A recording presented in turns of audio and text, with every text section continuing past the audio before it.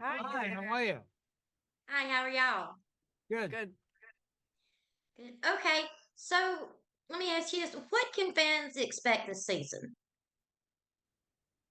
I think they can expect an even more jam-packed, scarier, funnier, weirder ride than the previous 3 seasons. Right. I have to agree with that. um, Also, tell me a little bit about Ben's evolution. He seems to be really changing this season. Yeah, well, I think he's really challenged this season. He has he's a character who is very grounded in his certainty and his competence and what he knows to be true. And there have been things that he can't explain in the past, but he's always been able to sort of like dismiss it and move on. But this time it's really happening to him physically and personally. And so when you have that, he can't shake it. And Mm. so he's really up against his own crisis of faith, which is his faith in science and his belief that he can explain things and he can't. And it sort of overlaps with the paranormal. So I just love how shaken and how blown apart he is this season. And he starts to lose his mind a little bit. Or he thinks he's losing his mind, which is the same as losing your mind, I guess. You know. Yeah. Thank you. Yeah, so, yeah. So that's it's a fun experience to play that, and it allows, just as an actor, it's a great place. It was fun for me to go there with Ben. Right. And as for losing your mind, anybody would in that situation.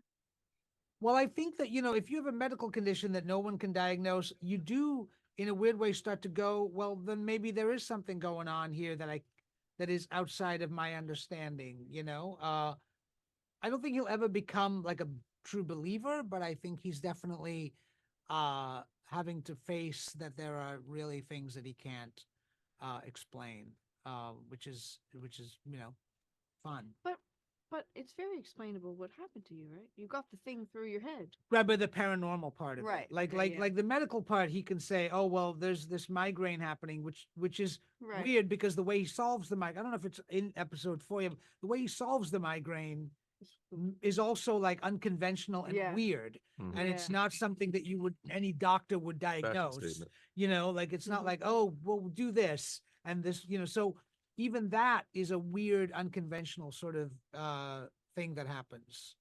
Anyway, I don't Right, know. right. And with Father and Acosta, there's all kind of craziness happen. You've got, between the church and some of the other things going on.